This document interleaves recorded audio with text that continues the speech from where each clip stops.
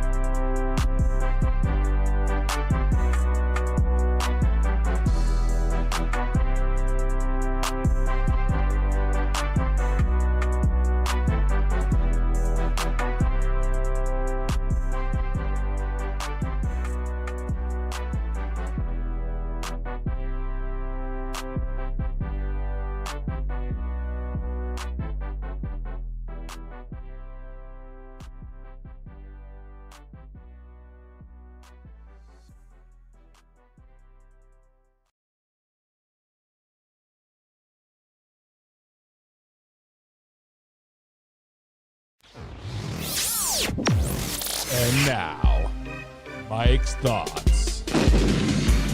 Xavier Worthy was arrested over the weekend.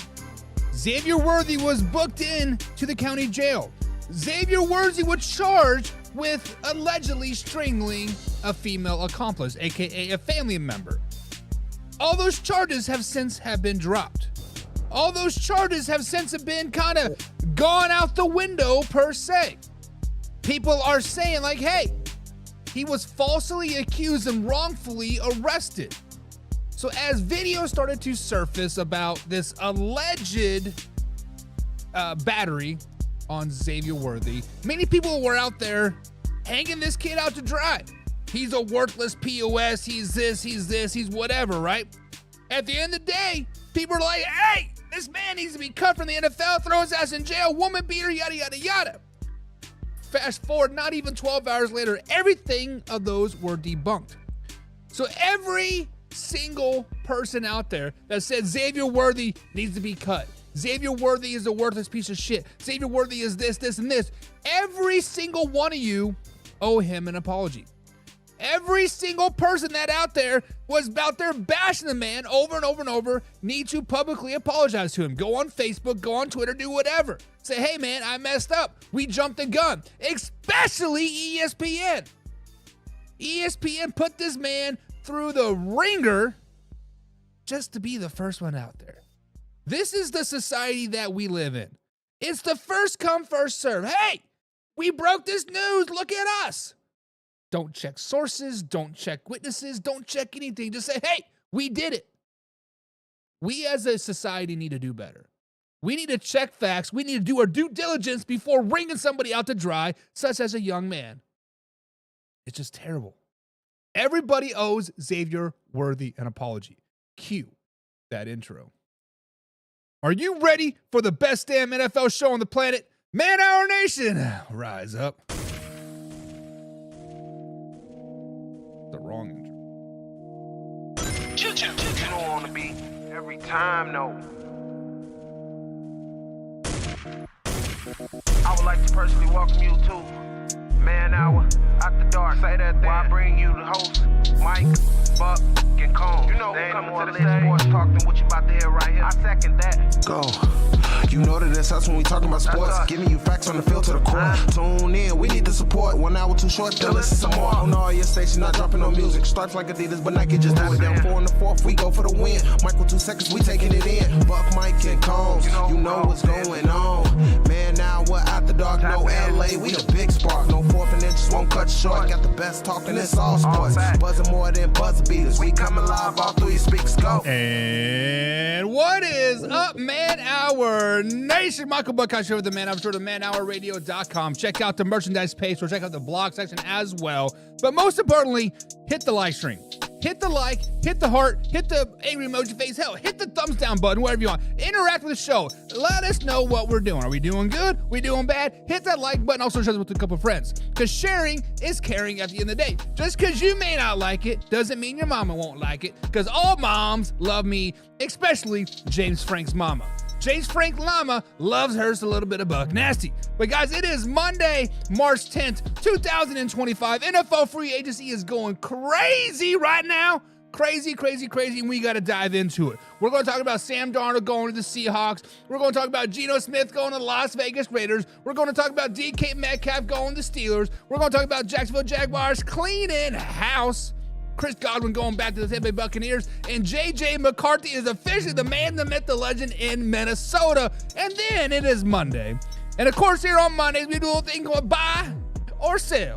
We want some more of it, or we don't want anything at all to do with it. Josh Allen got his dollar bills, y'all. 6 years, $330 million deal for the MVP of the NFL. Devante Adams signs with the L.A. Rams. And then, Khalil Mack. Khalil Mack is back in L.A. Khalil Mack is back in there doing his thing for the L.A. Chargers. And then, of course, we end out every show with a little bit of fact, a little bit of crap. George Pickens needs to be traded. Aaron Rodgers will start in 2025. And Kirk Cousins will start in 2025 as well. All that and much, much more, guys, as this is a live, interactive show. So if you see some breaking news out there, let us know. Let's talk about it, because I am in front of the computer, but I'm not in front of the computer. There's a lot of big shit happening in the last 4 hours. I've been away from the computer for 4 hours for baseball practice, and a lot of shit's happening. Like Kenny Pickett going to the, the Cleveland Browns. Myles Garrett says, I want those Bills, y'all. I don't care about a Super Bowl ring. Guys, we got a lot to talk about, Before you get too carried away, we got to welcome some people in the chat. We got to welcome some people into the rat. And Old Man River says the Rams. He has no context. We have no questions that have been asked. All he says is just the Rams. He's like, I don't know what to do with my hands. Do I put them in my pockets? Do I put them underneath my armpits? Do I pick my nose? Do I eat a burger? I don't know. But he just says the Rams. Old Man River, maybe you need to stop being so old and put a little context of what you mean by the Rams. What you talking about, Willis? And then we got my man James Frank in the chat as well. He says, I wonder if Myles Garrett is happy the Browns signed a quarterback that has a Super Bowl ring. James Frank, I would really like to understand what is going on in Myles Garrett's head, right? Myles Garrett says, let's flash back to Super Bowl week, the week after Super Bowl. He says, it's not about the money. I just want a chance to go win a Super Bowl ring. I want a chance to go to Canton. I want a chance to be on a winning franchise. Fast forward a couple months, the Browns are staying firm, say, hey, we're not trading him. We're not trading him. We're not even entertaining the idea. Now, the rumors were flying around at the NFL Combine. I was up there. I overheard people talking, saying, hey, the Eagles are players for Myles Garrett and the Cleveland Browns, right? They're going to offer him a lot of draft picks and a lot of money. Couple days later, Myles Garrett's like, hey, owner, general manager, I want to speak to you. And he's like, nope. You're under contract. We don't care. You're not going nowhere. Not even 24 hours later, Myles Garrett becomes the richest non-quarterback in the NFL. He signs the deal and says, I'm so glad to be here. I'm happy to be here. He said all the right things, right? Now, Myles Garrett and the Cleveland Browns are a long, long ways from being successful. Myles Garrett and the Cleveland Browns are a long way from sniffing the NFC North title or even sniffing a winning season. Let's just be flat out honest. They're over the salary cap through 2026. This Myles Garrett deal helped them not one bit with that salary cap issue. And then they bring in Kenny Pickett. Kenny Pickett, save us, my man. Yes, Kenny Pickett does have a Super Bowl ring as a backup quarterback with the Philadelphia Eagles. Yes, Kenny Pickett has been a starter in the league with the Pittsburgh Steelers. Kenny Pickett knows how to win football games. But at the end of the day, it's freaking Kenny Pickett. Mr. I need 3 gloves to make my hands 9 inches, Kenny Pickett. Guys, Cleveland Browns and Myles Garrett, I don't know what to do with you. James, I hate to be in your shoes, my man. I would hate to be a Cleveland Browns fan right now. Me on the outside just looking in, I'm just like, what are you guys doing? You still have Amari Cooper on the books. You still have Jadarius Smith on the books, which is he just got cut by the Lions. Are you going to bring him back and you know, maybe recoup some of that dead cat? I don't know how that would work. The Cleveland Browns and Myles Garrett are in turmoil. Politely put, they are in turmoil. James, I don't know what to do about you, man. I feel legitimately bad for you. 100%. I feel bad for you. I'm sorry. Battery Eater says, I eat batteries. You know what, Battery Eater? I've seen one of the most funniest TikToks that I've seen in a very, very long time. Now, I'm not all for all that scripted political crap or whatever, but this video was legitimately funny. This person was sleeping on the couch and he had one of those nose rings in, right? Like the hoops that look like you put on a freaking bowl, right? Had that nose, big old balls on the bottom, and had the nose. This was a female. This was a freshly news pierced thing. Basically, her husband said, "I don't like that. I don't want it. Get it out." And she's like, "Nah, whatever." Right? The husband grabs a 9-volt battery, sticks it on both ends, and it does a little shock to her. Gives a little bit of 9 volts. It was the funniest thing I've ever seen in my whole entire life. It's funny. It's funny. Speaking of funny, Old Man River's a little bit of funny. What's up, Old Man River? He says, la bills, y'all. Listen, it is all about those dollar bills at the end of the day. Let's just be honest. It is all about those dollar bills at the end of the day. James Frank says with Xavier Worthy saying there's 2 sides to every story, and we definitely do not know the full story. James, you are exactly right. We do not know the full story for the Xavier Worthy thing. You are all facts. You are speaking facts. You're speaking out clearly as day. We do not know the whole story, and we will never know the full story. Maybe Xavier Worthy paid that woman to shut her mouth. Not once, but twice. Maybe that woman just after the money, after those Benjamins herself. I don't know. It is what it is, and it is what. My man Derek's Motlows in the chat says, what up, man? Our Nation. What's up, Derek? What's up? James Frank says, wish the Jags would have got rid of Trevor Lawrence and my Browns could take that move. We're going to talk about Trevor Lawrence coming up here, James, so stay tuned for that. And Old Man River says, I bet Max has more sacks in 2025 over Myles Garrett. Very good possibility. James Frank says, I'm not mad that he signed that contract, but damn, those dollar bills, yo. Kenny Pickett is going to be a backup. Kenny Pickett is going to be your starter, dog. Kenny Pickett is going to be that starter, James. Kenny Pickett's going to be the starter. Speaking of being a starter, my man, Sam Darnold. The man, the myth, the legend. The man that rose to the top of the ranks of the NFL power rankings, quarterback ranks, week after week after week. Sam Darnold just signed a 3-year deal in Seattle. Seattle Seahawks have been busy the last few days. They released Tyler Lockett. They traded DK Metcalf, which we'll get into that later. And then they signed Sam Darnold.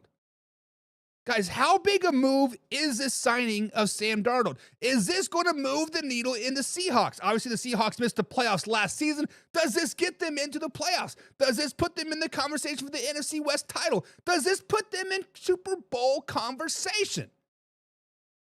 When you look at Sam Darnold, he had a great 2024 NFL season. Let's not get it twisted. You can sugarcoat it all you want. The man was a top 5 quarterback across the board. Quarterback, QBR, yardage, touchdowns. He was a top 5 quarterback. Hell, if you would rank just 2024, I may have put him at number 3. He had a hell of a season, and he led the Vikings to a great 14-3 season. Granted, they stumbled the last 2 games of the season versus the Rams and versus the Lions, but let's just be honest, 14-3 plus a playoff berth for the Minnesota Vikings last season, that is no slouch. Everybody and their dog, mostly everybody, now they want to jump on that bandwagon, but everybody had the Minnesota Vikings as a bad team last year. Let's just be flat honest. I had them as a 6-win team. Most of the Vikings insiders had them as a 7-win team. Many people deemed them as a rebuild year. Sam Darnold, which is a fat field guy, whatever. Let's break it down. Sam Darnold went crazy. The Minnesota Vikings went crazy. Now, with all that being said, with all that sugarcoating, with all that glazing, let's get down to the nuts and bolts of this situation. As a starter, beyond last season, Sam Darnold only has 1 season above 3,000 yards passing. 1 season above 3,000 yards passing. In 2019, as a starter, he had 3,026 yards. As a starter, he only has 2 seasons with over double-digit touchdowns, not counting last season. As a starter, he has no less than 11 interceptions in a season. Counting last season, he had 12. Let's flash back to 2012. Take off all the way back internet, back before social media was a big thing, back before YouTube really took off, back before this podcasting stuff really took off for anybody. The Seahawks signed a one-hit wonder by the name of Matt Flynn to a 3-year, $26 million contract. At the time, that was a crazy deal. Well, guess what? He didn't even start. A rookie quarterback by the name of Russell Wilson started over Matt Flynn that particular season. Sam Darnold just signed a 3-year deal, much like Matt Flynn did. Sam Darnold signed an equivalent to a $26 million deal, just like Matt Flynn did. Didn't even start. Not on top of that, the Seahawks have lost 2 of their top 3 receivers in DK Metcalf and Tyler Lockett. In 2024, they had the 14th ranked defense, and they hadn't had many moves yet to improve that defense. So far, this free agency, they haven't had anybody on the defensive side of the ball. Now, when you ask the question, can they compete in the West? Of course they can. The West isn't that good, right? False. The Rams just got a hell of a lot better. They added Devante Adams. Look out, baby. The 49ers will be better. They will be healthy. They will be 100%, right? It seems to go in spurts. The 49ers will be back. And the Cardinals are improving each and every season. Kyler Murray played at the MVP level for about 9 games last season. Marvin Harrison Jr. will explode as a top 10 receiver in 2025. So, guys, the question is very, very simple. Does this move the needle for the Seattle Seahawks by signing Sam Darnold to a 3-year deal? Guys, this is the absolutely dumbest thing you could have possibly done. Not only do they trade away their proven quarterback that has done it for the last 3 seasons in Geno Smith to the Las Vegas Raiders, and they got a 3rd-round pick. Then they release their staple of their offense, Tyler Lockett, the last 10 seasons, been the man, the myth, the legend, consistently out there grinding out hard, right? And then DK Metcalf. Granted, he is not considered a top 10 receiver, but he's pretty freaking good, let's just be honest. Now, I'm not saying that the Seahawks will suck. I'm not saying Sam Darnold will suck. I am saying the Minnesota Vikings have a great system, quarterback-friendly system. The Minnesota Vikings had the top 2 receivers in the NFL, respectively, at the positions. Number 1 overall receiver in Justin Jefferson, and then the number 2 receiver in Jordan Addison. They had a good defense. They had a good running game. Seahawks have a decent defense, a decent running game. Wide receiver core is unknown, questionable at best. Guys, this signing by the Seattle Seahawks is stupid. It is asinine, at the 10, at 11. I mean, granted, you needed a quarterback after you traded Geno. Yes. But you just kicked yourself in the foot. A brand new offense in 2024, 2025.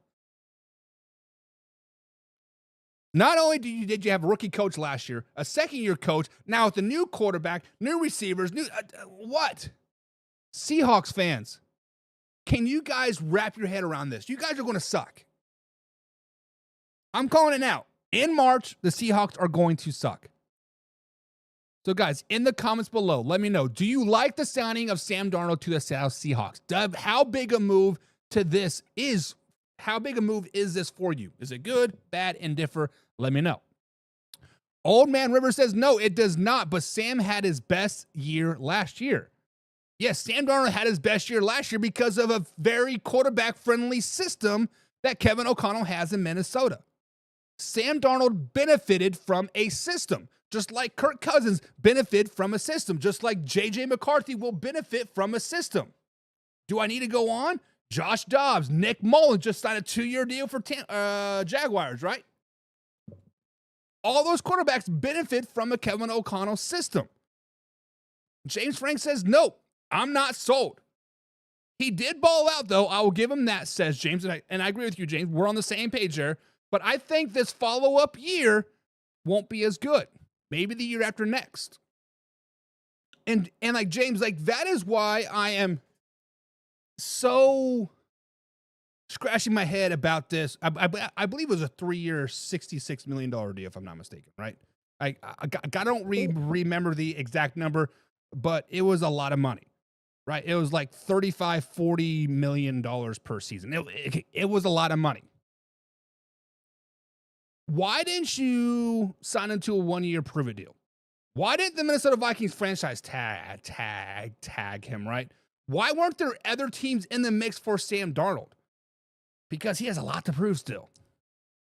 He's been a career backup. Yes, he was drafted, number 3 overall to the Jets. Had a couple good seasons, 3 decent seasons, I should say, not good. But we forgot the kind of guy he was in the NFL. JM says Bubby Brister would have had more success with that receiving core. Not wrong, JM. I agree. Derek says Browns versus New England. Cleveland better have value for that money. Browns are terrible. Patriots are spending money because they got it, and they're going to be terrible. Let's just be honest. 49ers lost half of their roster. They lost Deebo Samuel, and that's about it. Excuse me. Old Man River says, at least Geno is more mobile, but I think picking up Flacco for a backup. Listen, Joe Flacco's ship has sailed. Joe Flacco shouldn't have played last year. Joe Flacco should have retired after he led the Browns to that amazing playoff run a couple years ago. Let's just be honest. He should have rode off into the sunset, rode off in this high note here, and then he got benched by Shane Steichen in the Indianapolis Colts last season. He got benched by a quarterback that tapped himself out on 3rd and short, and everybody hated, right? Everybody hated. Derek says, from Oregon to Ohio, I believe in Chip Kelly. Well, good thing you won't have to believe in him for very long because he'll be fired by week 9. Old Man River said, Sam Darnold will drop like he did in the playoffs. Big game Sam Darnold is a real thing. Just like Kirk Cousins, like primetime Kurt, not a very good thing, right? Not a very good thing. It was $22 million per season. So, yeah, I was right. 3 years, $66 million, right? Jim Powell, what's up, Jim Powell? Jim is a pigskin punny, guys. Skin pun. Get you some. Be like Jim and click on the membership tab below. Become a pigskin punny. Get some free merch, behind-the-scenes footage, and some free entry into all of our weekly NFL giveaways. Jim says, it's Seattle. Nobody is buying. Jim, like, I think you are spot on. Because it seems like every year when Seattle did win those Super Bowls and they had the Legion of Boom, whatever, yada, yada, nobody really had faith in them, right? Like they kind of just always flew under the radar, and then they stuck up on you, and the next thing you know, they're in a wild card game, they're upsetting the Saints, and then they're winning this game. Like, oh, you're like, oh, they're good? They're in the NFC Championship game? They're in the Super Bowl? They won the Super Bowl? What? Like, it's just, like, I feel like nobody ever has faith in Seattle, period, right? You never think of them as a juggernaut, which is fair, right? They've never really been that juggernaut. Even with that defense back in the Legion of Boom days, they were nearly never that juggernaut of a team. James Frank says, I was saying in my head to please now not get Darnold for my Browns, and then they picked up Kenny Pickett. So James is like, I don't want Sam Darnold. No. We're going to overpay for him. He's not proven. He's just terrible. But then the Browns go and get Kenny Pickett anyway. That's tough, baby. That's tough. And then 49ers are about to lose Brandon Ayuk to the Chiefs or the Browns. Guys, let's talk about that. Let's talk about that because I have not heard any rumors about this. I mean, obviously, Brandon Ayuk just signed a deal last year, right? He sat out and missed what? Was it first 2 games or just the first game? And then he come back for 3 games, and then he ended up tearing his ACL after getting that contract that he wanted with the San Francisco 49ers. But many people say that Brandon Ayuk is on his way out, and the Chiefs seem to be a good landing spot for him. And I've been hearing this from Chiefs podcast. I've heard this from James Frank here. I believe it was last Thursday. Somebody said it as well. Brandon Ayuk is on his way out. Guys, where are you hearing this stuff? Like, I'm trying to know who your sources are, right? Mean like if you have insider sources, like I don't really care one way or the other, but like why would the 49ers be shopping Brandon Ayuk after they just signed him to that massive deal? And after they just trade Deebo Samuel, right? With Brandon Ayuk coming back, was it ACL that he tore? Coming back after his injury, and with Ricky Pearsall back and CMC 100% presumably, with Brock Purdy about to get paid, right? And the 49ers are built to win right now, right? The 49ers are built to win right now. They have a team that compete with the Rams, that compete a team that can compete with the Packers and Bears and Cowboys and Detroit Lions, right? They have a team that can go out there and compete week after week after week. So why would you even entertain the idea of trading Brandon Ayuk? Like James, Jim, John, the people that have said this, guys, where are you hearing this? Is this just your thought process? Is somebody on ESPN or CBS or Fox saying this? Like, where are you hearing this? Right here, just answer me that question. And Derek says 49ers had a big locker room problem. I'm in the Bay, and Derek, I do agree. Some of the NBC Bay Area sports writers, they have some of the best insider knowledge out there, and they put it out there week after week after week. That is where I get a lot of my information from the Chargers, Rams, and the 49ers, is that NBC Bay Area sports outlet. And if they're saying that they had locker room issues, I'm pretty sure it's true. 90% positive that, hey, I do agree with them. However, a lot of locker room problems can be solved by just winning a couple games. By not being a below 500 team, by not having injury after injury after injury. Right? I'm not for sure if Brandon Ayuk was even in the locker room last season with his injury. If he was sitting there stirring the pot, then obviously we have an issue. But my question about that was the 49ers locker room issue due to just losing, to the struggles and injuries and this and this and this. That's what I want to know, right? James says, I keep seeing it on different Brown pages of people talking about it. It's sketchy to me, though, because of that injury. And James, like, this is when credible sources come into play. Even the credible sources sometimes are wrong. So let's not get it twisted. But right now on our trash talk groups, there are a lot of people simply talking out their butts.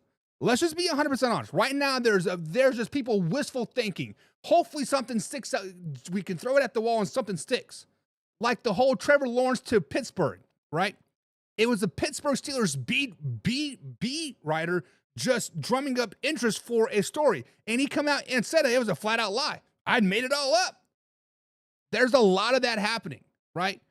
Now, if that one person happens to get one thing right out of a million that he posted out there, they're going to boast about that one thing for a very, very long time. So that is why we definitely see that a lot, right? Jim Powell says the Niners lost a big tackle with the Kansas City Chiefs today. Yes, I did see that. We will be talking about that momentarily as well. Derek says, I would have took Don. He got good release time. Not for sure who Don is. Oh, Darnold? Sam Darnold, maybe? I don't know. But guys, that is just my question about that. And that's all I got to say about that right there. That's all I got to say about that right there. Whatever.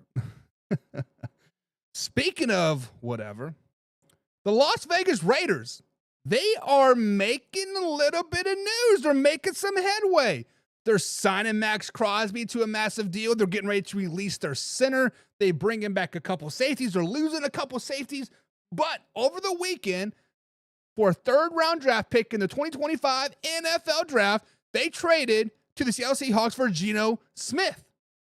As you guys know, Geno Smith was the quarterback for the Seattle Seahawks for the last 5 seasons, the last starter for the last 3 seasons.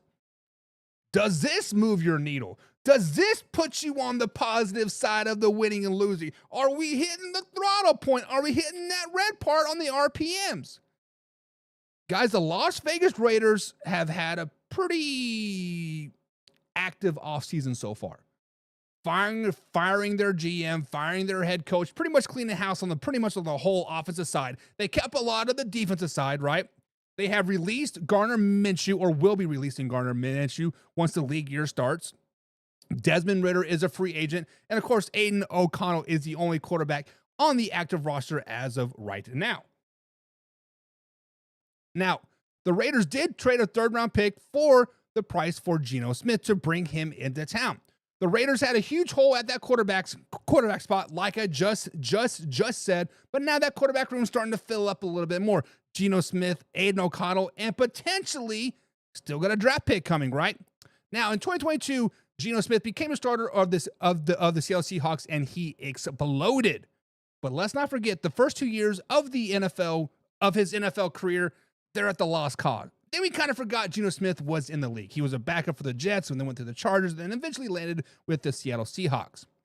Now, in 2020-22, he had 4,200 yards passing, 30 touchdowns. In 2023, he had 3,600 yards passing with 20 touchdowns. In 2024, he had 4,300 yards passing and 21 touchdowns.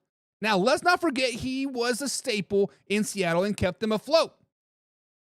Let's not forget that he did have some of the best receiving core in the NFL. He had Jackson Smith, Najigba, Tyler Lockett, and, of course, DK Metcalf. Now, the only red flag, the only downside for Geno Smith is his lack of postseason experience. He had just played one game in the postseason. They lost that game, but he did throw for 253 yards and 2 touchdowns in 2022. So, guys, right now, the Las Vegas Raiders do not have a good receiving core. I said it. It is what it is. Now, Brock Bowers is your stud. Jacoby Myers came on late last season after Devante Adams left. Not sure what he will do in 2025, but he had a nice little second half of the season. And the rest of the receiving core, I'm not putting any stock in there. I'm not even going to name them because I don't know. I couldn't pick him out of a lineup. Now they still do have a lot of draft picks. They still have a lot of draft capital, and there's still a lot of receiver thirsty markets out there. But guys, does Geno Smith to the Las Vegas Raiders move your needle in the right direction? Let me preface this by I am a Kansas City Chiefs fan. Let me preface this by I am not a Chip Kelly fan. Let me preface this that I do like Pete Carroll signing. With that being said, Geno Smith signing is a directional right pick. They're starting to do things correctly. They're starting to get things and bring people in that could potentially make them a playoff caliber team and compete with the Kansas City Chiefs and the Chargers in the West in 2025.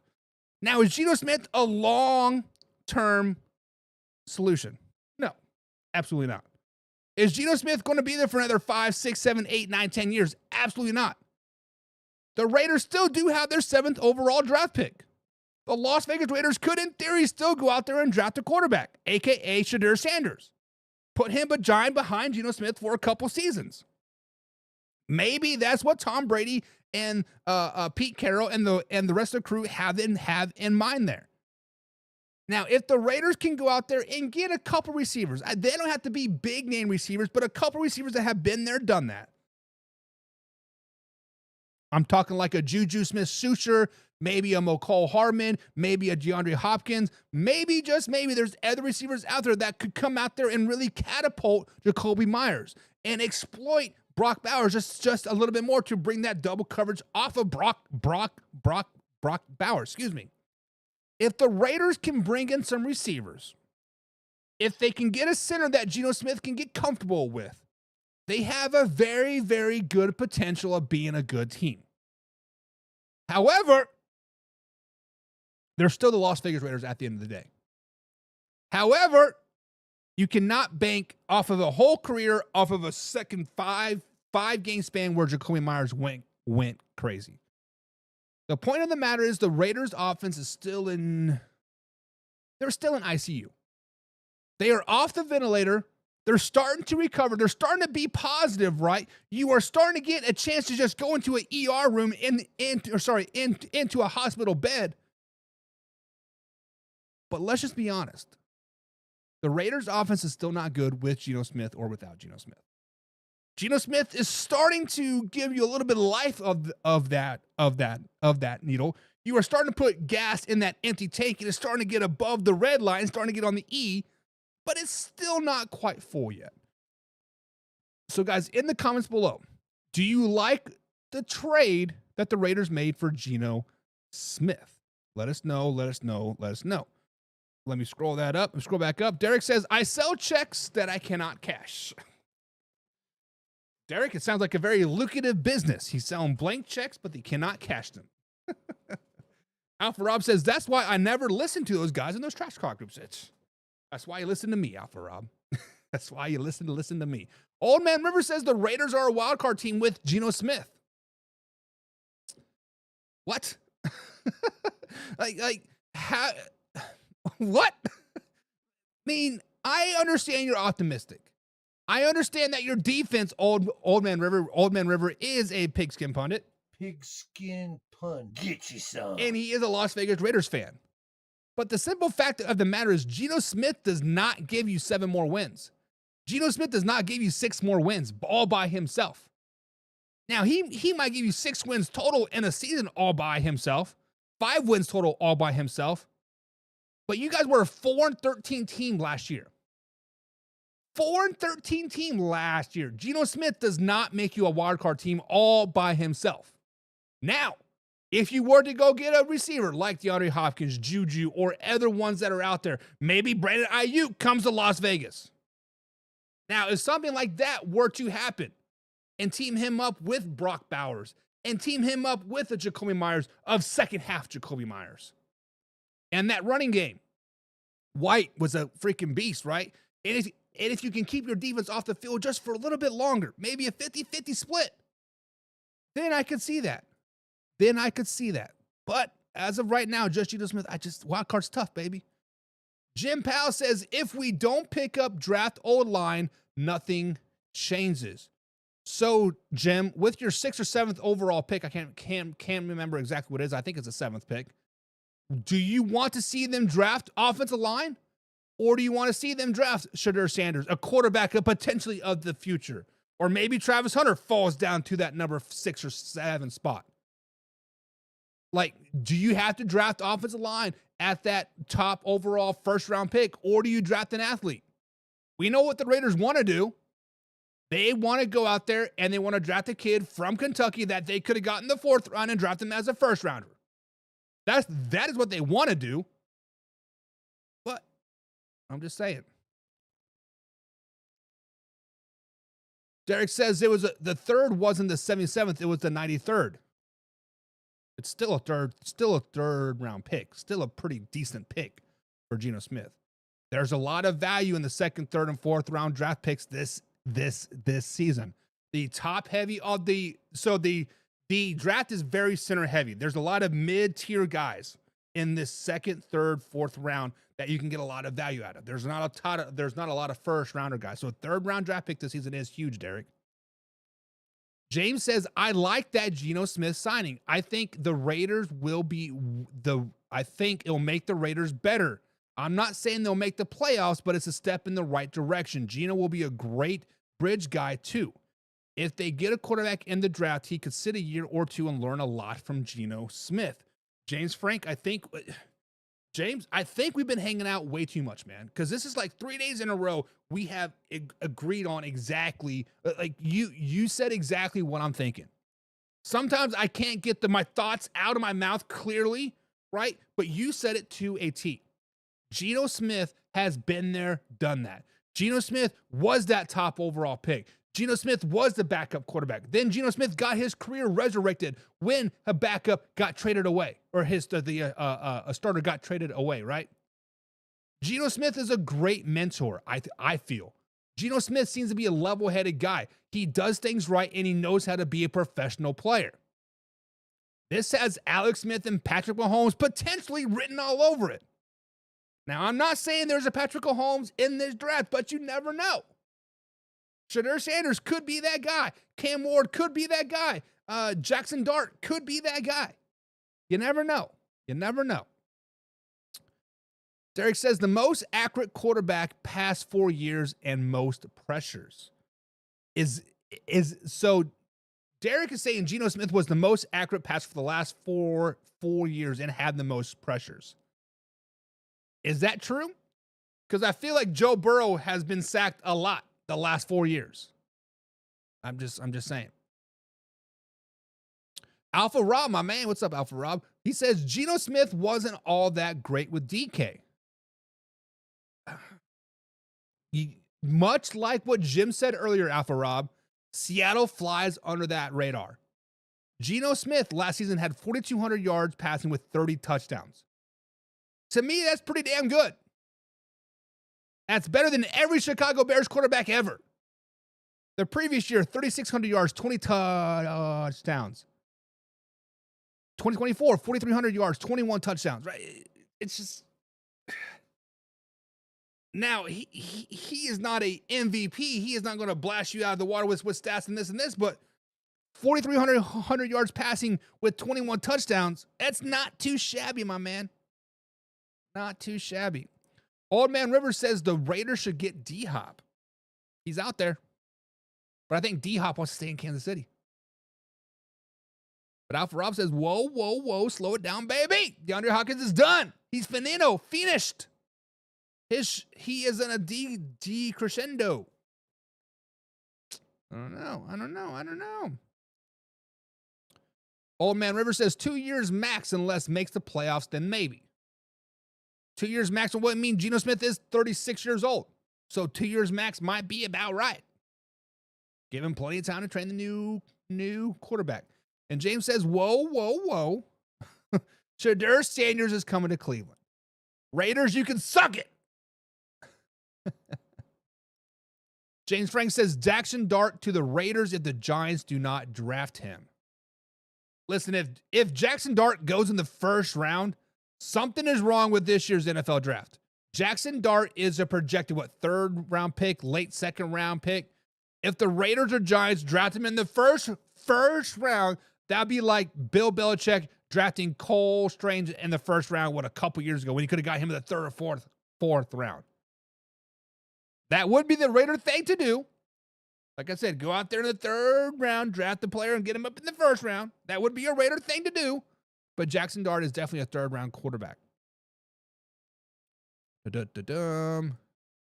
Buck has RDS derangement syndrome. RDS. Get out of here. Alpha Rob says D-Hop had Mahomes and couldn't do anything. You are absolutely correct. So we will talk about that later. We will. People don't like me when I talk about the Kansas City Chiefs. We'll talk about that in a little bit, right? We'll talk about that in a little bit. Derek says Sanders, Geno clones, but Sanders not coming to Las Vegas. Huh. Shadur Sanders and Geno Smith are clones, says Derek. That's tough, baby. That's tough. Pigskin pun. Get you some. Jim, the CEO of the Pigskin Pun, says all offensive line, Aiden O'Connell can be the future behind that line. Aiden O'Connell's not the future, Jim. I think it's been proven that Aiden O'Connell is not the future. I'm just saying that is tough. That is tough. Speaking of Seattle, they cut Tyler Lockett. They traded Geno Smith. And now they traded the man, the myth, the legend, DK Metcalf. He has been sent to the Pittsburgh Steelers for a second-round pick in the 2025 NFL Draft. The Pittsburgh Steelers, guys, were a playoff-bound team last year. The Pittsburgh Steelers had one of the worst offenses in a recent memory. Their offense just wasn't very good. Let's just be honest. It was throw it deep and run the ball. That's all they could do. There was no nickel and diamond. There was no little bit of this. There was no a little bit of that. But for a second-round pick, the Pittsburgh Steelers did pick up DK Metcalf, and they signed him to a new year to a new deal, 5-year, $150 million deal. With this trade by the Pittsburgh Steelers, guys, are the Pittsburgh Steelers now playoff bound? Are the Pittsburgh Steelers now competing for the NFC North, for the AFC North title? Are the Pittsburgh Steelers now competing for the Super Bowl with the addition of DK Metcalf? In his 6 years in the NFL career, DK Metcalf does not have a single season underneath 900 yards. 2024 was, stat-wise, his worst of his career. He only had 5 touchdowns and 992 yards. With these stats, many people do not put DK Metcalf as a top 10 receiver. 6 years, over 900-plus yards. I mean, he doesn't have double-digit touchdowns year after year, but not a top 10 receiver by many people, a stretch of the imagination. So when we look at this trade to the Pittsburgh Steelers for DK Metcalf, does this make them the favorites in the North? Does this make them a Super Bowl-bound team?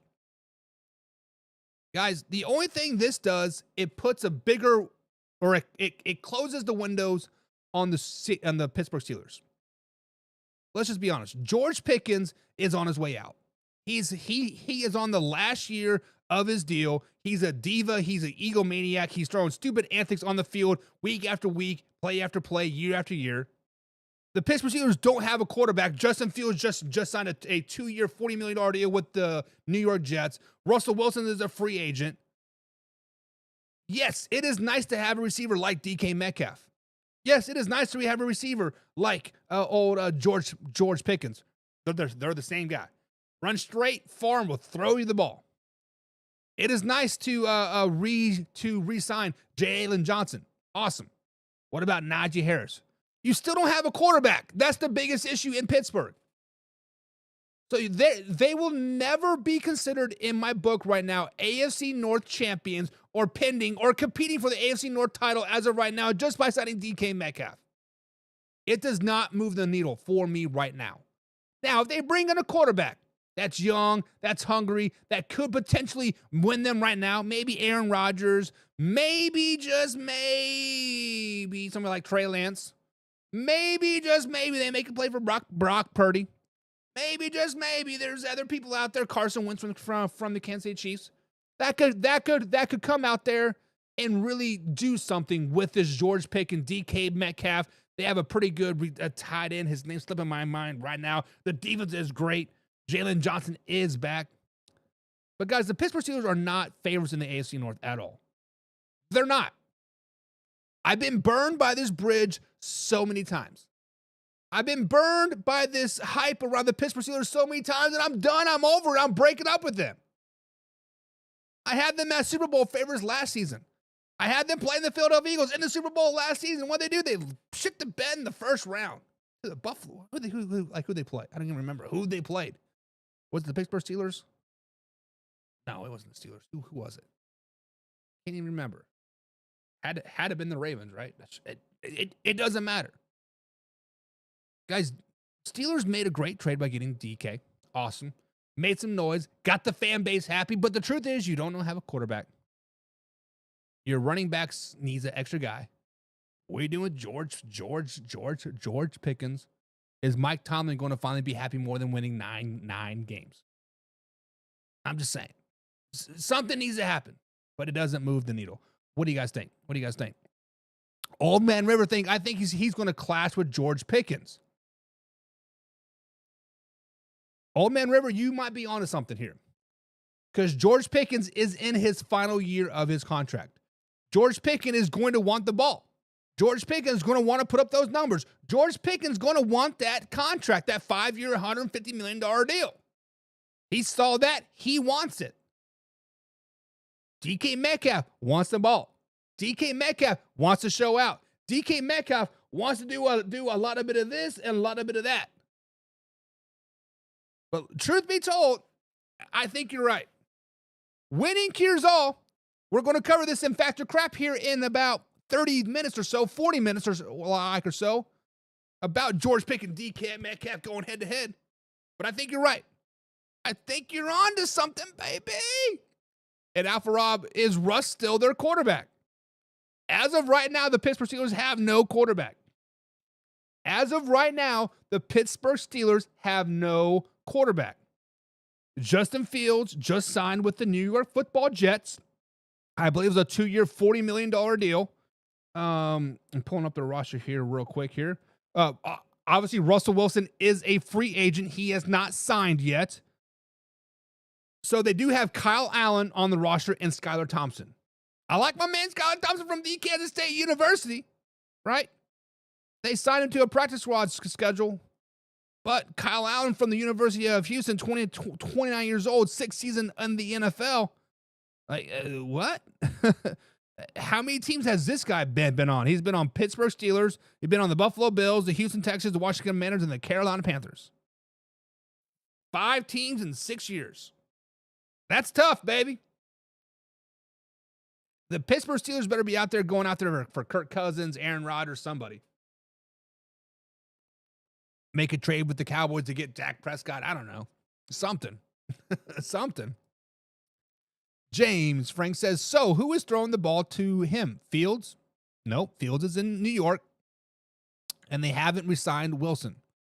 Does that mean they will re-sign Wilson? Listen, at this point, the Pittsburgh Steelers have tried to open up the Super Bowl window, right? Because if you think about it right now, their defense is pretty good. Defense is a top 10 defense in the NFL. They had some issues to end the season last year. Some baby mama drama, sleeping with each other, like whatever. They had some type of issues there. Hopefully that is corrected. Getting DK Metcalf and George Pickens is, like, on paper seems good, but they are the same receiver at the end of the day. Let's just be honest about it. Their tight end, is it Fizzlebaum? Is that how you say his name? Fertaloom. Pat, right? They still have Van Jefferson, right? They have a decent offense, paper-wise. So, I mean, if you look at their their quarterback issues, would you rather have Aaron Rodgers or Russ at the end of the day? Would you rather have Aaron Rodgers or Kirk Cousins? Would you rather have potentially go out there and make a trade for another quarterback? You do have a 21st pick in this year's draft, right? You still got that. Maybe you can make a trade for some other quarterbacks. Daniel Jones is a free agent still, right? There are options out there, but what option is going to go out there and basically take mediocre money? I think that's what it comes down to. Alpha Rob says that's good for both Rush and DK because all Rush can do is throw the ball deep. Exactly. That's good for George Pickens too. My man Casey Morgan's in the chat. Pigskin pun. Get you some. Casey's also the pigskin pun. Thank you, Casey, for all your support. He says, is what I'm wondering, do they draft a quarterback? With the 21st overall pick, I don't know what their second or third or fourth round picks look like. With the 21st pick, you are not going to get a Cam Ward or a Shedeur Sanders in that particular pick. If you draft a quarterback, it's probably going to be Jackson Dart in that particular realm.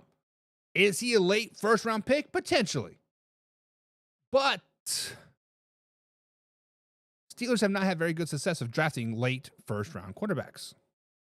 AKA Kenny Pickett. If I am the Pittsburgh Steelers right now, and I think there is a quarterback out there in this year's draft that could potentially help me at 21st, go out and get him, right? But you still need to bring in a veteran to teach him. That is actually going to teach him and actually mentor him. Aaron Rodgers in New York actually seemed to be helping Zach Wilson just a little bit, right? We saw a lot of improvement in Zach Wilson's game when Aaron Rodgers was there. Maybe Aaron Rodgers, you bring Aaron Rodgers in, draft Jackson Dart. Kirk Cousins would be a reach, but man, it is tough. Old Man River. Pigskin pun. Get you some. He's also a pigskin pun. He says there's truth to that statement. What truth is to that statement? Josh Olsen, Mr. Top Fan, he's Top Fan himself, I should say, said, I said it on here about 6 weeks ago that Sam Darnold was going to maybe sign with the Seahawks. I mean, a blind dog's white twice a day, right? James Frank says, please, please, please, Pittsburgh, sign Trey Lance. James Frank, you don't want that evil, baby. You don't want a nasty, hungry Trey Lance with a good defense and a nice running game and a deep ball threat. Don't be signing something up for him. Then I was going to say, so told you so later. There's a reason why Trey Lance 49ers traded up to draft Trey Lance. There's also a reason why Trey Lance has not started a game in the NFL for the last 3 seasons. But hey, it is what it is. Alpha Rob says, Buck, you know Tomlin is good with his 9 to 10 wins a season, baby. You are right. He's happy being mediocre. However, this is the first time in recent memory that I've seen that the Pittsburgh Steelers actually gone out there and made some noise during this free agency period. So maybe Mike Tomlin's turned over a new leaf. Maybe Mike Tomlin understands, like, hey, it's time to start branching out. We've been average for so long. Maybe we need to go out there and start doing a little bit of this, right? Doing a little bit of this. Tomlin is done. Tomlin's not done. Tomlin just needs a new change of scenery. Tomlin's going to come to Kansas City Chiefs once Andy Reid retires next season. It's going to be game on, baby. James Frank says, Casey Morgan, Big Ben might still have a few throws in left his arm. James, I heard Big Ben say that. I think it was on Twitter, right? He said with like DK and George Pickens and that and that defense, he might come back. Big Ben just has a little bit of this left in his arm. That's all he has. Casey says B needs stay away. Was never a fan of him. I'm not for sure what you're trying to say there, Casey. Big Ben, maybe Big Ben. James Frank says, I thought Jefferson was a free agent. James, you might be on to something. I don't know. I just looked at the roster, and Van Jefferson is still on there. So you are probably correct. I don't know the Pittsburgh Steelers free agency. There's a lot of wide receiver free agents right now. So definitely Van Jefferson is probably a free agent. W, the Falcon UT, says, do you think the Falcons should go get Joey Bosa? W, the Falcon UT, we spoke on this last week, and I said Joey Bosa would be a good fit for any NFC South team, whether it's the Falcons, Buccaneers, Saints, or Carolina Panthers. The Falcons are in need of a good edge rusher, especially since Haason Reddick just signed with the Tampa Bay Buccaneers for, was it a 1-year, $12 million deal? The Falcons should have got Haason Reddick last season. I don't care, give him a 3rd-round draft pick, 4th-round draft pick, whatever. The Jets were willing to take anything for him, but they didn't even make an offer. The Falcons 100% should be on the phone with Joey Bosa right now. The Falcons should be on the phone right now with the Dallas Cowboys trying to get Micah Parsons off of their hands. Jadarius Smith just got cut by the Detroit Lions as well. There are some good edge rushers out there that the Falcons could definitely pick up. Von Miller just got cut by the Buffalo Bills, right? Go out there and get you an edge rusher. Joey Bosa, Von Miller, Jadarius Smith, make a trade for Micah Parsons, something. Yes, the Falcons should be definitely 100% active on the old free agent edge market guy, because where they're drafting, there's not going to be a decent edge rusher there. So, Real Ball Talk with Billy Jack says our options are A-Rod, Russ, or Daniel Jones. #pain, meaning the Pittsburgh Steelers. Listen, I would let Russell Wilson just ride off into the sunset. Russell Wilson has had a good career. He just not it anymore, right? His antics, his ego, his just kind of doesn't fit the Pittsburgh Steelers mindset that well. Aaron Rodgers, I think he has a lot of prove it left in him, right? Yes, he did have a terrible time in New York. Obviously, he played 3 snaps his first year there and was a 5-win quarterback last season. Aaron Rodgers is 41 years old. However, his mind is still there. He's still a very, very smart quarterback. He was a top 10 quarterback stat-wise in the NFL last season. Aaron Rodgers, I think, would be a good pickup for Pittsburgh, honestly, because he does have kind of that hardcore attitude. I think that fits Mike Tomlin and that system and that team, that city real well. Daniel Jones, on the other hand, Daniel Jones just needs a true chance. Daniel Jones needs a true chance to actually redeem himself from 2022 NFL season when he led the Giants to the playoffs, actually beat the Minnesota Vikings in the wild card game, and then earned that contract. Since then, he tore his ACL and really hasn't had a chance to really redeem himself. I think the qualities are there in Daniel Jones. I think the qualities are there in Aaron Rodgers still. So I don't think you can go wrong either way with Aaron Rodgers or Daniel Jones. They're both going to be $20 million quarterbacks. Sign them to a 1-year deal, prove it deal, especially Aaron Rodgers. Daniel Jones, you might be able to get him for a 2-year, $30 million, right? $15 million per season. I don't know. It'd be interesting to see where the Pittsburgh Steelers go. James Frank says Rodgers will have the rookie drinking Oxawa, right? Is that, or however you spell it? So when he went into that darkness retreat and whatever, yeah, could be. Derek says Minshew is available, and Minshew is available for a reason, Derek. I told you guys last year when the Las Vegas Raiders traded for Gardner Minshew that it was a mistake. I told you guys last year when the Raiders were all in on Gardner Minshew saying, hey, we are going to the moon, baby. I said last year when you guys signed Gardner Minshew that it was the biggest mistake in the world. I don't want to say I told you so, but I told you so. James, slow it down, baby. He says Trey Lance ain't shit. James, Say it to my face and say it with your chest. Trey Lance is a dog. Trey Lance is going to be a top 10 quarterback in the NFL if he goes to the Pittsburgh Steelers. Trey Lance is going to lead the Pittsburgh Steelers to the Super Bowl, baby. Stop it. You know that. I'm joking. I'm joking.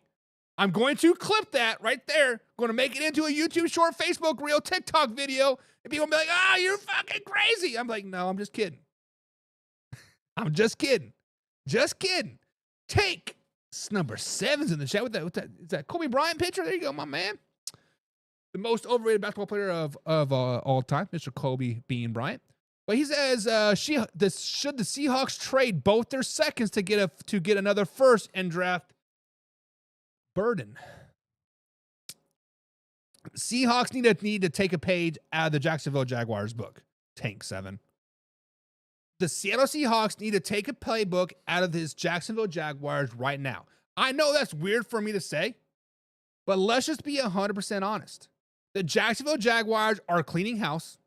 They're kicking everybody out, and the Seahawks need to follow suit. There are other teams that need to follow suit as well. The Giants, the Jets, the Cleveland Browns.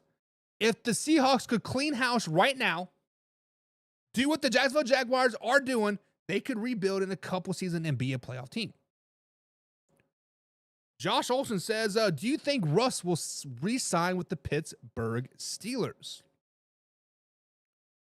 Now that first domino has fallen, that Geno Smith and then Sam Darnold signing and then Justin Fields signing, and there's been other quarterback signings out there, I think Russell Wilson is a last option for the Pittsburgh Steelers. I think if the Pittsburgh Steelers were really, truly wanting to bring back Russell Wilson, they would have already made a deal with him. Once Justin Fields signed with the New York Football Jets, the Steelers would have made a deal with Russ. However, as far as I know, as of 10:04 p.m. East Coast time, I have not heard anything different. I think that Aaron Rodgers, Daniel Jones, or another quarterback that's going to shock us, a.k.a. Trey Lance, is going to go to Pittsburgh and going to become the starter, and I think Russ is the odd man out. I do not think that the Pittsburgh Steelers will sign Russell Wilson, but could be wrong. I just think Russell Wilson is officially done. Derek says Tomlin can't win the AFC West. He can with the Kansas City Chiefs, Derek. Stop it. Stop it. James Frank says, I like that Reddick signing for the Bucks. Listen, the Bucks needed an edge rusher. The Bucks and Falcons were in hot pursuit of Hassan Reddick last season when the Jets were entertaining the idea of training him when he wouldn't set foot in the facility. Now, obviously, it's March. Obviously, Reddick has not set foot in Tampa, Florida as of yet. Will he step foot in the complex? Will he step foot on the field? Who knows? But on paper, on the surface, if we can get the Reddick from the Philadelphia Eagles from a couple years ago on the Tampa Bay Buccaneers, and then them also bringing back Chris Godwin, look out, baby. The Bucks could repeat as the NFC South champions. The Bucks could make some more noise in the playoffs yet again. Did you guys forget that they lost just by 3 points to the Washington Commanders last season in the playoffs, in the wild card game? The same Commanders team that blew out the Detroit Lions. Guys, the Buccaneers are a pretty good team. The Buccaneers are a team that I do not want to F with. If Hassan Reddick can be a glimpse of what he was with the Philadelphia Eagles, it is a steal. What was it? 1 year, $12 million? It was a steal. James, I think we're on the same page there, bud. The Falcon UT says Zach Wilson at 6:30 got assigned by the Miami Dolphins. Listen, Zach Wilson has the potential to be a great backup quarterback for a very, very long time. Zach Wilson has the ability to be like a Carson Wentz or a Geno Smith, for example. If I could hope anything for Zach, it's to have a career like Geno Smith.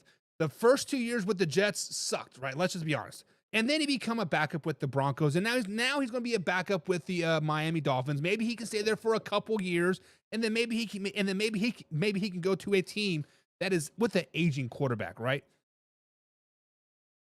A team that has a quarterback that's a little long, like a little long in the tooth, like a Dak Prescott or a, I don't know, you could probably put Patrick Mahomes up there. He's getting a little long in the tooth, right? At 30, but still, like, I hope Zach Wilson becomes a staple as a backup for the next 5-6 years, really starts learning the ropes. We're going to forget he is in the league, and then boof, he's going to come up and lead the Cowboys to the Super Bowl in 6 years, right? I mean, that is the type of career that I see for Zach, right? It just that has it written all over it again. Geno Smith S, right? Real Ball Talk with Willie Jack says Daniel Jones equals 2024 Sam Darnold revamp. I'll bite. We'll pause on that. Let's slow it down, baby. Sam Darnold, I feel, and most people here in the chat of if you are a pigskin pundit, I think we're all kind of on the same boat. I think Sam Darnold played out of his mind and was a product of the system for the Minnesota Vikings. Now, Daniel Jones, I'm not saying is a terrible quarterback. I'm not saying Daniel Jones is a top 10 quarterback or maybe even top 12, not even top 13. You can probably put him at a 17, 16 type of realm.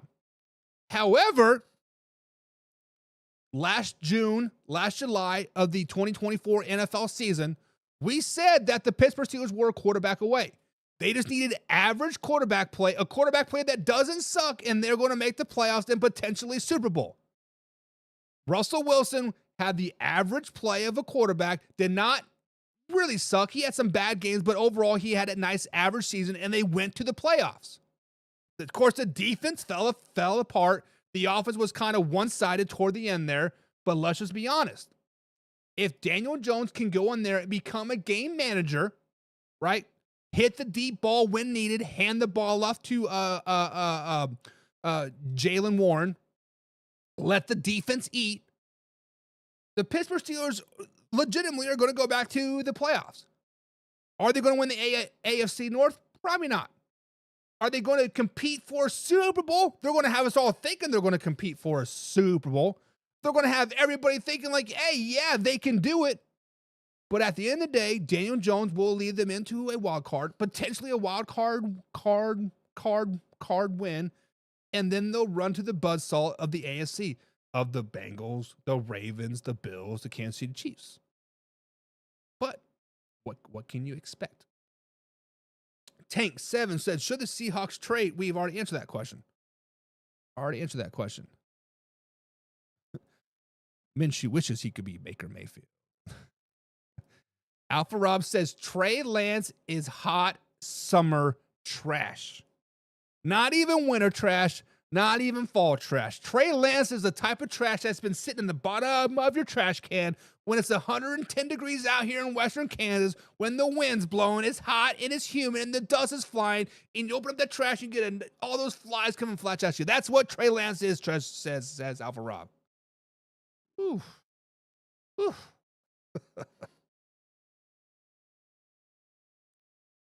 James Frank says, leave my Browns out of that list. W. the Falcon says, I think first round the Falcons should get an edge rusher and due to be Joey Bosa second if he comes. I have not looked a lot into the Atlanta Falcons draft here. So the last I knew they were drafting so they're drafting 15th. So I feel that the top 3 edge rushers are probably going in the top 10, maybe 12, right? So sitting at 15, fingers crossed, somebody can drop down to you. But the Falcons need defensive help.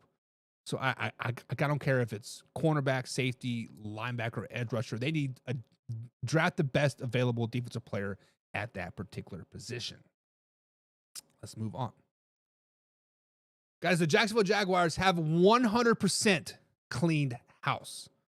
I'm shocked. I'm sure everybody else is shocked, but I'm glad they did it. And more teams need to follow the lead of the Jacksonville Jaguars. The Browns, the Giants, the Jets, the Seahawks, just to name a few. The Jaguars have the 7th most cap space in 2020 and 2025.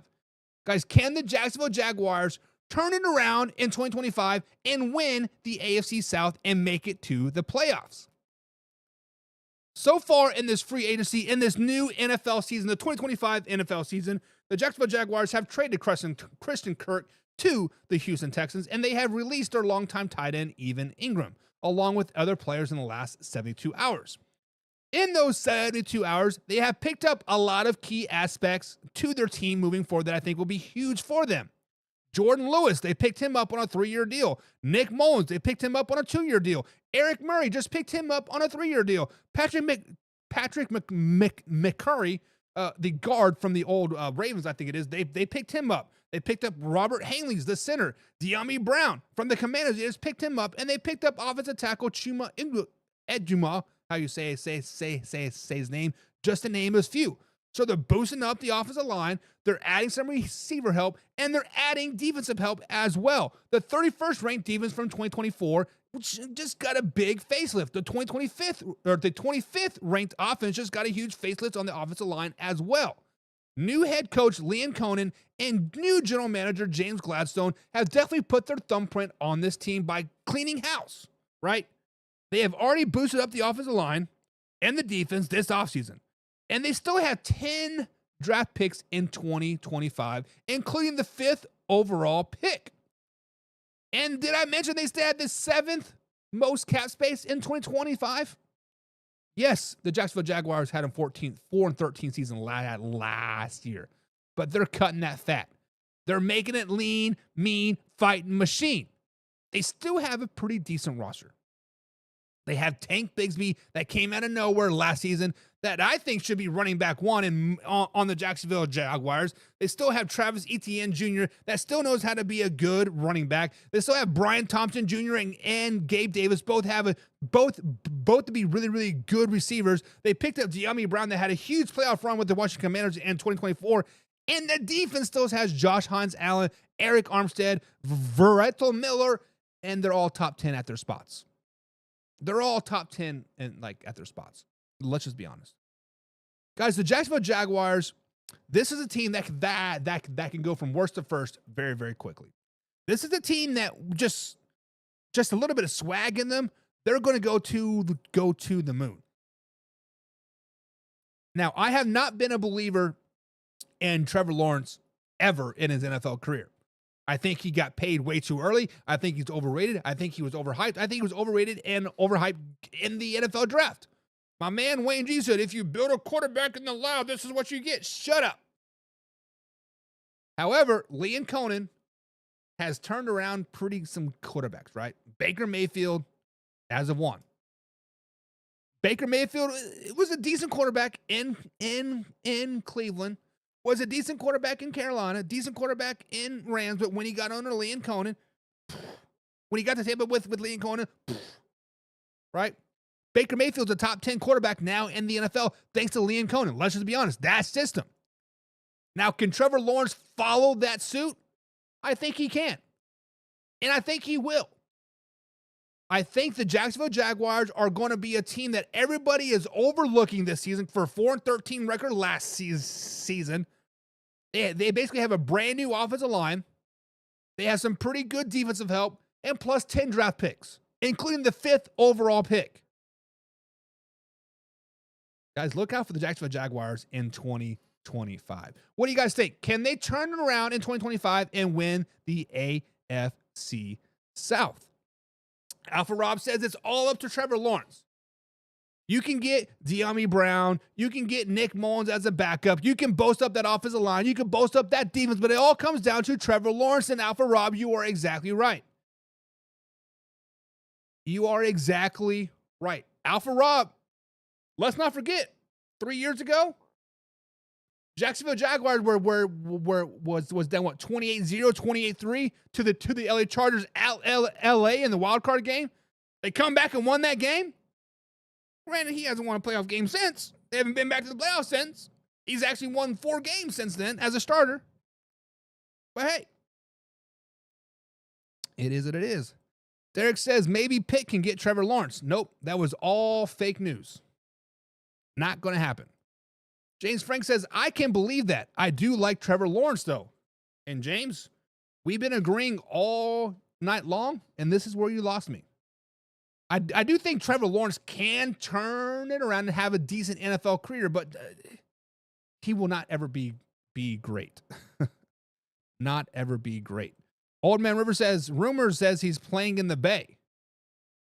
Joey Bosa playing in the Bay, huh? We'll see. We'll see. W, the Falcon UT, says, I sound crazy, but the Chiefs are not making the Super Bowl. That's a very good possibility.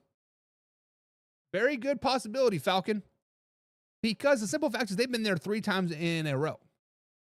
They played what? 1, 2, 3, 6, 9, about 10 extra games, 11 extra games than everybody else in the NFL. They're tired. They're tired. All right, guys, let's get into a little buy or sell. All right, guys, so buy or sell is very, very simple. We've been scouring the old interwebs, see what the people are talking about, and we determined if we want to buy it, we want some more of it, or do we want to sell it? We want to get it out of town, we want to get rid of it. So, guys, buy or sell is very, very simple. Let's play along as a live, interactive show. First up here on the old buy or sell, Mr. Josh Allen himself. That's right, the Mr. Josh Allen himself, reigning NFL MVP, just inked a 6-year, $330 million deal, making him the second highest paid quarterback behind the great Dak Prescott. Guys, when you hear this contract, 6 years, $330 million, buy or sell, are the Buffalo Bills now in a must-win spot? Not the AFC East, not the AFC, but a Super Bowl. Do they have to win the Super Bowl right now? For the last 3 seasons, the Buffalo Bills have had a great team. They've been built to win. They've been built to make the Super Bowl the last 3 seasons, but they have not been able to get past the Kansas City Chiefs. Last season, 2024, they lost 32-29. They were a couple inches short to beating the Kansas City Chiefs, but they just couldn't do it. 2023, they lost 27-24. 13 seconds, I might add. The year before that, they lost again. This time in the divisional round, 27-10 to the Cincinnati Bengals, which ultimately lost to the Kansas City Chiefs as well. Now, coming off the MVP, Josh Allen has been deemed the best quarterback in the NFL. And let's just be honest, Josh Allen is the best quarterback in the NFL. He's the best athlete. He's the best player. He should be the face of the NFL. It's simple as that. He's better than Patrick Mahomes, better than Dak Prescott, better than Lamar Jackson, better than Tua. Josh Allen is the man, the myth, the legend. In 2024 NFL season, they had a complete turnover at the wide receiver market. More or less, they had a brand new core. Everybody was out. From Gabe Davis to Stephon Diggs. They had a couple lingering people, but the main core was out. They will, however, bring back the main core in 2025, along with most of that defense of this last year's team, pending Amari Cooper. The defense is the issue, however. The defense is the issue. They need to make some more moves. They are starting to do it in the right direction. They cut Von Miller, got him out of town, was it $20 million that they save on some cap space. But this bend don't break defense just does not work anymore. However, buy or sell, guys, are the Buffalo Bills in a must-win spot. I have to buy this. I have to buy this because Josh Allen will only be able to play like this for so long. When I say this, Josh Allen is a player that puts the team on his back. When you need a 4th and 6, Josh Allen will go do it. He'll put his body on the line. He will only be able to do that for a couple more seasons. Let's just be flat out honest. And every time you pay your quarterback, you can only kick the can down the road for so long. Meaning restructure this deal, restructure that deal until you eventually have to pay him. Now they've extended the window for another 4 years, right? That window's wide open. James Cook and Keenan Coleman and the rest of that team is pretty solid, pretty good. But they're in a must-win year now. I am buying it. So guys, buy or sell. Do the Buffalo Bills have to win the Super Bowl now in the next 2 seasons? Or will they never do it? Old Man River picks a pun at himself. Get you some. He's just laughing. He's just laughing because he knows that the Buffalo Bills will never win.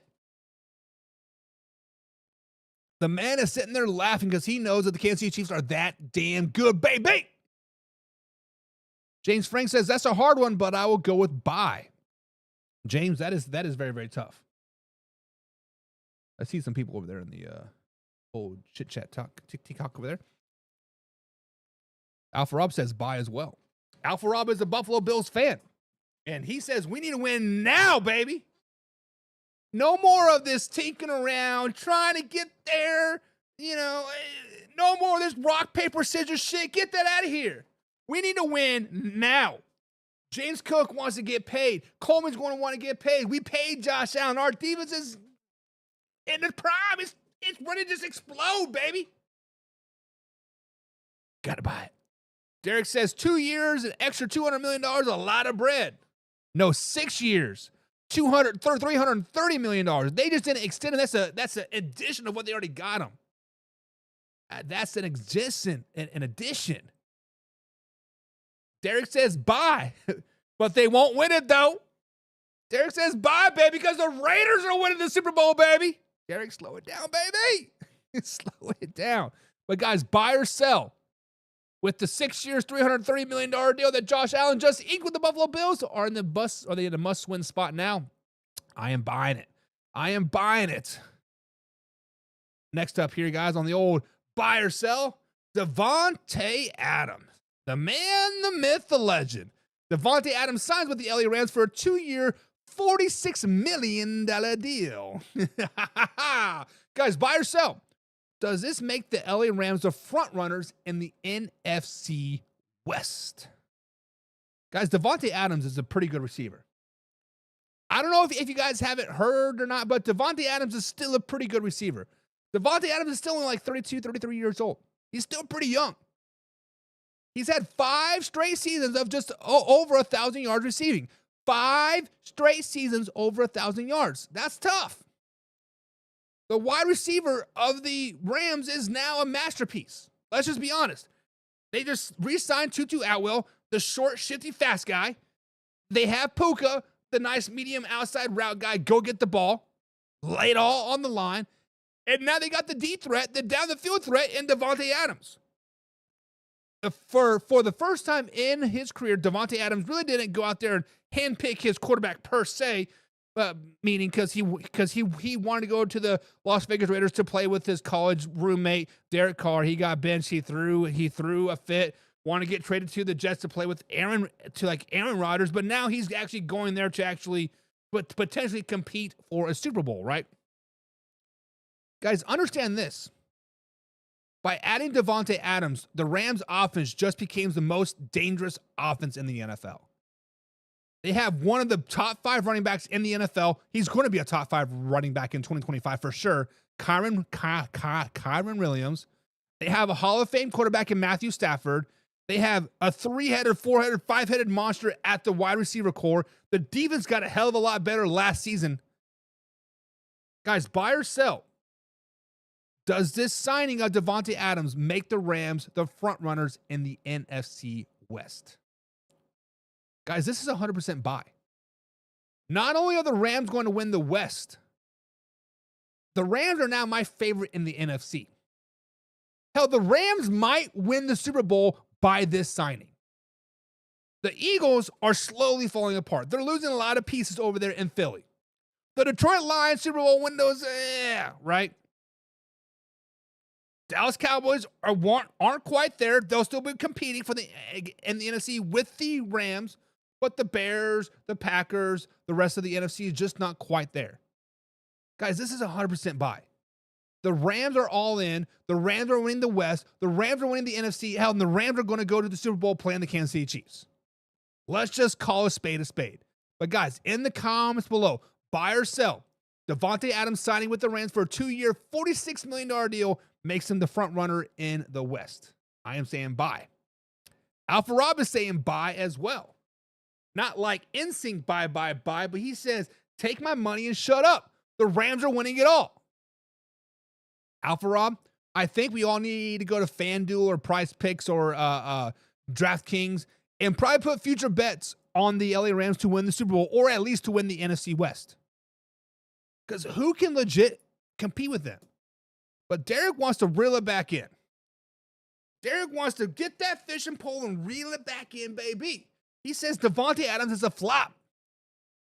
Yes, Derek is a Las Vegas Raiders fan. Yes, Derek is a very, very bitter about Devante Adams leaving LA and not giving him any wins or Super Bowls or playoff wins or winning seasons. Derek says Devante Adams is a flop.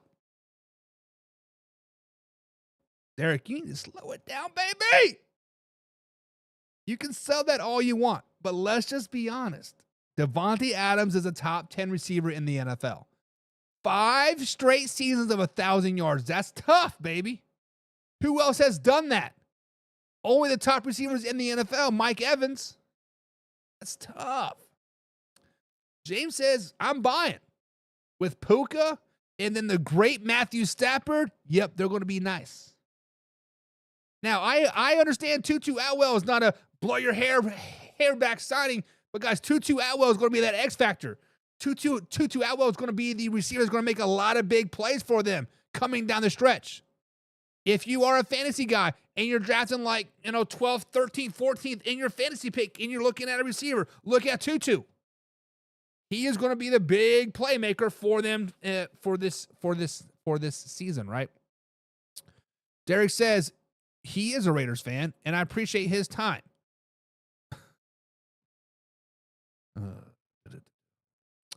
Bosa to San Francisco. We'll see about that. But guys, buy or sell. Devante Adams to the Rams makes the Rams the front runner. We will see. Time to move it on to a little bit of fact and a little bit of crap.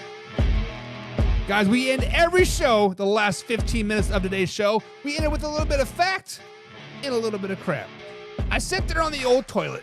I scour the old interwebs, and I see what the people are doing in our comment section. Over at facebook.com/manhour, we post news and articles all day, every day over there, and I see what the people are doing, and we did, and then I let them chit chat. I let them have a good time. I see what they're doing, but then we determine if it indeed is a fact or if it is a crap. Very, very simple, very, very fun, guys. It's a live, interactive show. So in the comments below, put a hashtag fact or a hashtag crap. Bada bing, bada boom. We will see it. We will see it. We'll see it. First up here on the old fact or crap, the man, the myth, the legend, Geroge Pickens.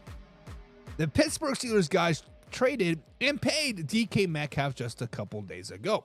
Second round pick, 5 years, was a $150 million deal.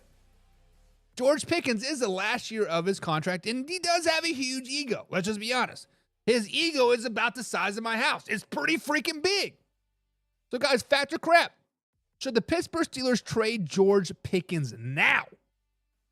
Not during the season, not next week, not before the trade deadline. Now.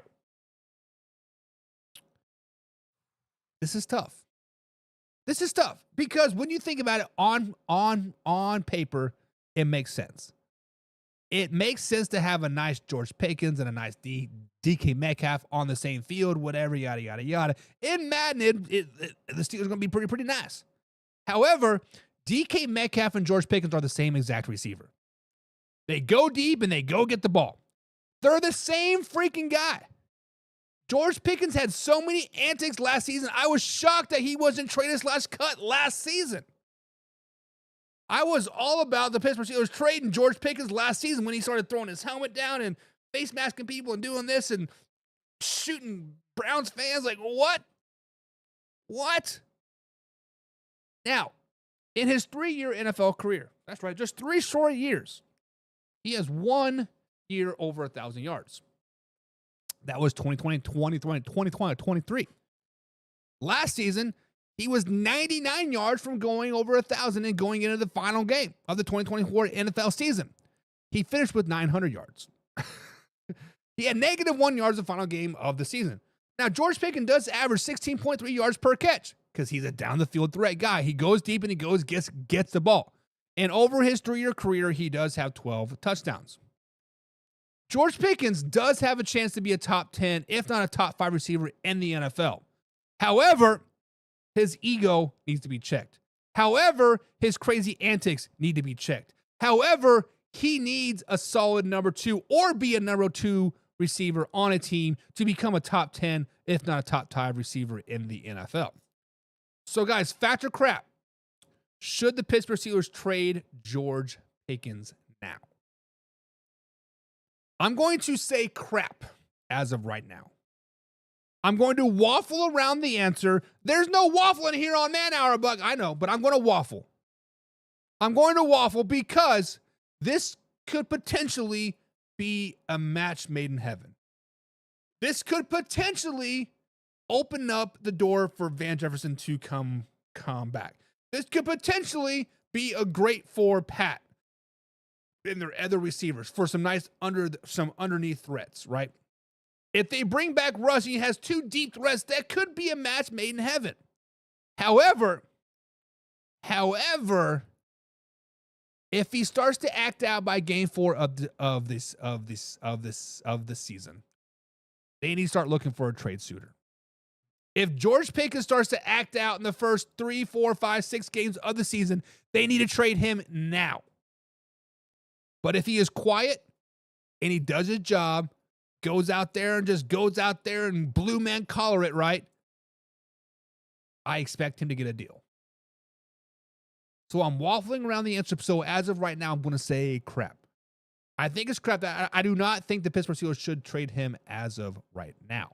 What do you guys think? Fact or crap that the Pittsburgh Steelers should trade George Pickens now? Alpha Rob says fact. Fact, he says. I can see. So let me ask you this, guys. For the people that are going to say fact, we saw DK Metcalf get traded for a second round pick. We've seen other veteran receivers last year go for 4th and 5th round picks. So where does George Pickens' value fall? Is it a 1st round pick? I mean, he is only entering in his 4th year of his NFL career. Is he a 2nd round pick, or is he the 4th and 5th round pick? I'm curious of like where you guys think he would land. James Frank says fact. Get him out of town. James, I think your bias is coming into play a little bit here. I think you just do not want to see George Pickens on the field against your Cleveland Browns. Alpha Rob says he doesn't like to play in the cold and doesn't like to run block. Sounds like a perfect trade to Miami. Derek says after game reports about to be housewives Pittsburgh. Interesting. Josh Olsen said the Niners could still win the NFC West if they stay healthy. They could, but they won't. Let's just be honest. Old Man River says crap. George Pickens needs to stay put in Pittsburgh, and DK and George are match made in heaven. Derek says, does that position need that kind of swag to be great? A lot has been said to a great receiver and his confidence. So Derek is saying that George Pickens has those antics and that egos is because he is great and he has the confidence. So Derek, there's that fine line of confidence and ego filled, right? You definitely toe the line of being called full of yourself, ego, and confidence. Right now, George Pickens falls on the ego side, full of himself, right? When he was being that fake tough guy versus the Cleveland Browns, that was just asinine. That was stupid, right? That was asinine and stupid. If he could fall on the other side of that line and be confident, but still kind of have that swag or whatever, he'd be a totally different, likable person. But right now, he's fallen on the wrong side of it. James Frank says DK and Pickens will be fighting. Pickens don't want that smoke, though. DK would be a one-hit wonder. If those two box, DK would knock out George Pickens and like that, baby. Like that. Let's just be honest. Alpha Rob says when he's not getting the ball, he doesn't try. maybe with DK there, maybe they'll elevate. I don't know. But you are right. When he's not getting the ball, he definitely is a little crybaby. Derek does say, crap, do not trade George Pickens. And James Frank says, Mike Evans has confidence. George Pickens has an ego. Exactly. Couldn't have said it better myself. But next up here on the old Factor Crap, the man, the myth, the legend, the 41-year-old man himself, Aaron freaking Rodgers, still has not signed to a team as of yet. As you guys know, he was cut by the New York Jets just a few weeks ago. And as the quarterback market starts to go crazy as of right now, Sam Darnold, Geno Smith, Justin Fields, etc. getting deals, guys, Factor Crap, Aaron Rodgers will start in 2025. So when Aaron Rodgers right now is a free agent, Aaron Rodgers right now is 41 years old and won 5 games last season with the New York Football Jets. Despite his age and performance, he is second on the quarterback market list as of right now. Whether you guys want to admit it or not, Aaron Rodgers is a highly sought out guy right now. Aaron Rodgers might have been considered for the LA Rams, but they decided to re-sign Matthew Stafford. Aaron Rodgers probably was a front runner for the Seattle Seahawks, but he said, I don't want to go to Seattle because you guys are in complete rebuild mode. There will be teams out there that are interested in the services of Aaron Rodgers. New York Giants, Tennessee Titans, and potentially the Minnesota Vikings, I feel, are still on the table. Now, these teams are not expected to be contenders in 2025, meaning the Titans and Giants.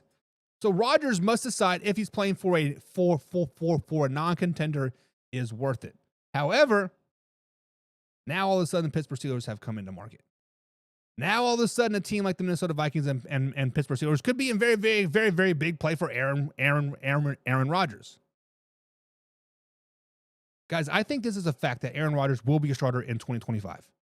I think Aaron Rodgers will find himself as a starter, whether it's for the Giants, whether it's for the Titans, whether it's for the Steelers, whether it's for the Minnesota Vikings, whether it's for some other surprise team out there. Guys, Aaron Rodgers will be on a roster in 2025, and it's going to upset a lot of people. So, guys, Factor Crap. Will Aaron Rodgers start for a team in 2025? I'm saying fact. Derek is saying, yep. It's going to be the New York Giants. Derek says he's going to New York. I mean, he's not leaving New York, but he's going to New York and play for the New York Giants. Okay. Alpha Rob says, fact. I think Pittsburgh and Tomlin are liking the vets. Listen, I think Mike Tomlin thinks they have a Super Bowl window. I think Mike Tomlin legitimately thinks with DK Metcalf, you add a quarterback like Aaron Rodgers, all of a sudden, we cooking something, baby. We cooking something, and now we are like, ha, ha, ha, ha, ha. James Frank says, fact. Fact. I agree, James. Speaking of quarterbacks, Kirk Cousins right now is still listed as the Falcons' backup quarterback. Kirk Cousins, guys, signed a 3-year, was it $200 million deal, $250 million deal with the Falcons just last season. He was benched last year, but then he come out and said that he was injured. So, guys, Factor Crap. Will Kirk Cousins be a starter in 2025? This is a very interesting saga here, because Michael Penix Jr. kind of had a spark toward the end of the season. He played the last 3 games of the NFL season, last 2 games of the NFL season, and had 2 wins. However, they played some pretty shitty teams. The Falcons say they will not release Kirk Cousins, even though they are committing to Michael Penix Jr. as their starter in 2025. Guys, we need to pump the brakes on the Michael Penix Jr. hype train. Some argue that Penix gives the Falcons a better chance to win than Cousins, but his competition last year was weak at best. Let's just be honest. Penix faced historically bad Carolina Panthers defense. Excuse me. And then they played the second worst defense in the Washington Commanders. I'm sorry. The second worst defense in the Carolina Panthers. And then they played the Washington Commanders when they were not playing for anything. The best defense that he played against was the New York Giants, and they were ranked in the bottom 12th of the league. Despite this easy schedule, Michael Penix Jr. was slightly more productive than Kirk Cousins, with the most of positive numbers coming in the game versus the Carolina Panthers. Now, let's not get crazy. Michael Penix Jr. did show flashes of brilliance last season, and they had the potential to become a franchise quarterback for the Falcons. Giving Penix more starts might hurt the Falcons' chances of winning the division in 2025, but could have long-term benefits. Guys, there is a little cat and mouse game being played in Atlanta. The cat and mouse game is, do we try to win now or do we build for the future? I think the Atlanta Falcons are building for the future. They are building for Michael Penix Jr. They want Michael Penix Jr. as a starter. But once Michael Penix Jr. starts to struggle a little bit, if Kirk Cousins is your backup, you're going to start hearing those rumbles. Put Kurt in. Put Kurt in, right? He's $45 million a year. Put him in. The reason why the Falcons are saying they will not release Kirk Cousins is to gain his value, to up that draft pick, right? So, guys, fact or crap, will Kirk Cousins be a starter in 2025? I'm saying this is a fact. I'm saying this is a fact because there's going to be a team out there that is going to willing to overpay for our services of Kirk Cousins. At first, I thought it was going to be the Las Vegas Raiders. They overpaid for Geno Smith. Let's just be honest. Now, the Pittsburgh Steelers historically don't overpay for players, but historically they don't go out and get players during trade and free agency anyways. The Giants want a quarterback. The Jets need a quarterback. And there's other teams out there that could want in services of a quarterback. Now, I don't think the trade of Kirk Cousins will be till after the draft, but I think it is a fact. I think Kirk Cousins will be a starter in 2025. So, guys, fact or crap, will Kirk Cousins be a starter in 2025? James Frank says, crapola. Crapola. Okay. You stay in the backup, says Frank. Alpha Rob says, fact. Atlanta will come back to Kirk Cousins. So they're going to bench Michael Penix Jr., crush that kid's confidence, put in Kirk Cousins just to be an 8-9 team yet again. I like it. Derek says, can I answer he opens but is traded before the season trade deadline? So Derek thinks that he's going to be... So, Derek, if I read your mind correctly, if I read between the lines correctly, you were saying that the Falcons are going to have a good 2025 NFL campaign and Michael Penix Jr. is going to do well. At that time, the Falcons will be like, hey, we don't need a backup quarterback anymore. Who wants to give us a 4th or 5th round pick for Kirk Cousins? I think at that point it might be a little too late. But you already know that. James Frank says, you already know my Browns will overpay for a quarterback. They will, but they cannot afford anybody like right now. Let's just be honest. And Derek says, fuck, your beard's looking patchy. Man, that's rude as hell. Now, it's just, look, so this side, like, this is all blonde. This is gray, right there. That's all gray. I got a nice beard. It's just the lights make it look patchy. No, not just...